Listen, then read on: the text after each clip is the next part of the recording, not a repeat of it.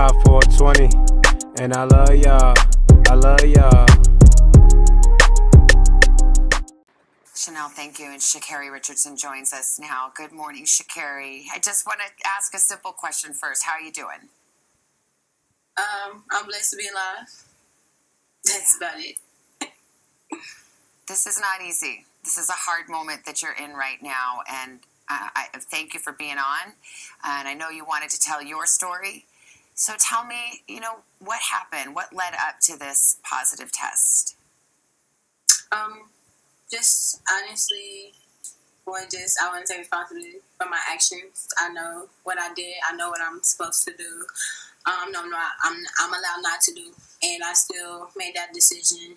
But not making an excuse or looking for any empathy in my case, but just, however, being in that position of my life, finding out something like that, something that I would say is probably one of the biggest things that have impacted me positively and negatively in my life when it comes to dealing with the relationship I have with my mother. So that definitely was a very heavy topic on me, and people don't understand what it's like to have to,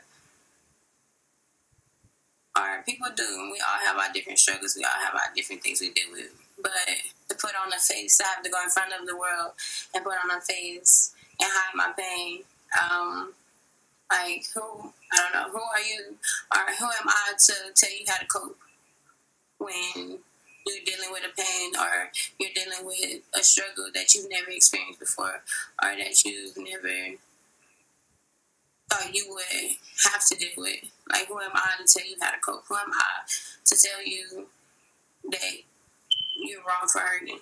So I think just honestly, just leading up to that, dealing with my mental health, dealing with my mental as is with leading up to the games, every time stepping on the track, definitely expected to be a record-breaking time or something like that. So just with that, pressure in itself was also just another thing. With this actually been my first full professional career, my first full professional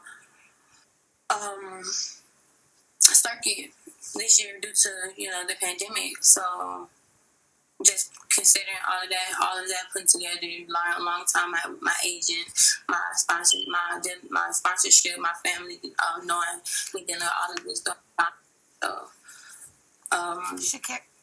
So, Carri, I just want people to understand where you're coming from, and tell me if this is correct. But it was a few days before your big race and the trials, you found out that your biological mother had passed away. You found out when a reporter told you, and it was after that you ingested some kind of marijuana. I should mention, you were in Oregon. It's legal in Oregon. You didn't violate any law, but it was against the rules of your sport, and as you said, you knew that.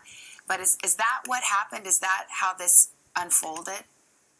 Honestly, yes, that is the story. I had an interview scheduled with my agent. I knew I was having an interview. I knew going into the interview, I was just thinking it would be a normal interview, and then on the interview to hear that information come from a complete stranger was definitely triggering, was definitely nerve-shocking, because it's just like, how are you to tell me that? It's like, and no offense against him at all. He's just doing his job, but definitely that sent me in a state of mind, in a state of emotional panic, if anything.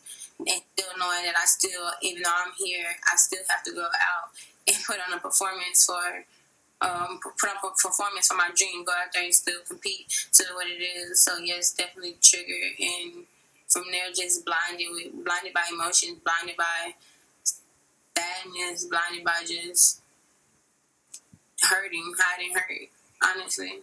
For the fact that I know that I can't hide myself, so at least in some type of way, I was just trying to hide my pain. It's 5/4/20, and I love y'all. I love y'all.